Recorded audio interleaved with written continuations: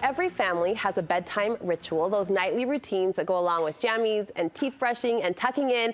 Here's one more you may want to add to your family routine. We're calling it Parent Pillow Talk. My next guest has 3 specific questions to ask your kids before bedtime. Studio 5 contributor Dr. Liz Hale is joining me. I am all ears. I think this idea sounds really sweet, and I know it stems from a blog post that you came across. Yes, Meg Conley wrote this when she realized that all of a sudden her 2 daughters were entering school, and so the 4 of them were going to be going different directions and during the daylight hours, and she was like, how am I going to find some way for us to reconnect at the end of the day? So she came up with these 3 magical questions. Before we get into the questions, I know you put these questions into play when you were recently hosting some nieces and nephews for a sleepover at their favorite Aunt Lizzie's house. Oh, they're so precious. The 4 littles, I call them. Yes. So Leah's 7, Mika's 5, and then we have 3-year-old twins, Zeke and Zoe. Now, that's a special time, right? When they're sleeping in their bed. But are they so darling? Oh, they are precious. Yes, they are. And you have new respect for parents and what they do. My goal was just survival. You know, their survival.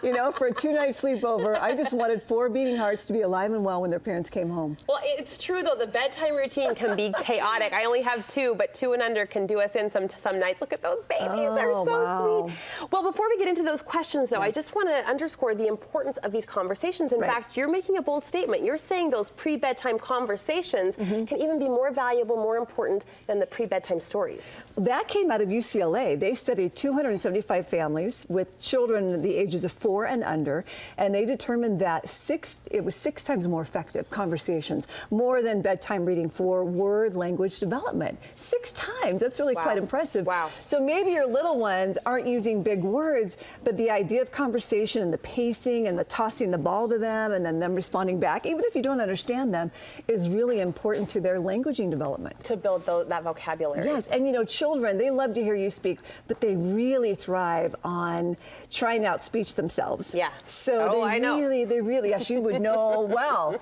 So they really want you to listen and to try to understand, at least so they have that ritual of going back and forth. And it's not to undermine the importance of reading, but you do see those bedtime stories can play into the bedtime conversations in a really effective way. Yeah, books are so special, right? Don't throw out the books, definitely. But use them as conversation starters, right?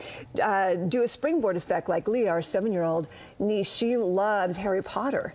And so ask her about that, or ask her, you know, what special powers, if you could choose, would you have and why? Or talk about the author, J.K. Rowling, and talk, what do you think made her come up with this? You know, that maybe together you study a little bit about Miss Rowling and find out what is she doing with her wealth and how much wealth did she make?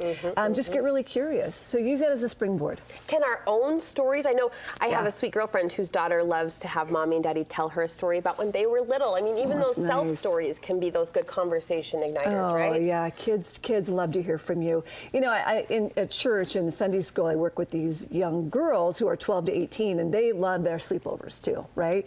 And they have these things called deep convos. That's what they named them, deep conversation, deep convos for short. Okay. And they love to share. There's something about being in a darkened room, just being able to get something off your chest and to find out that you're not alone, that it's really powerful for these young women. Powerful moment. So with that power in mind, let's dive into these 3 questions. The first one, how were you brave today?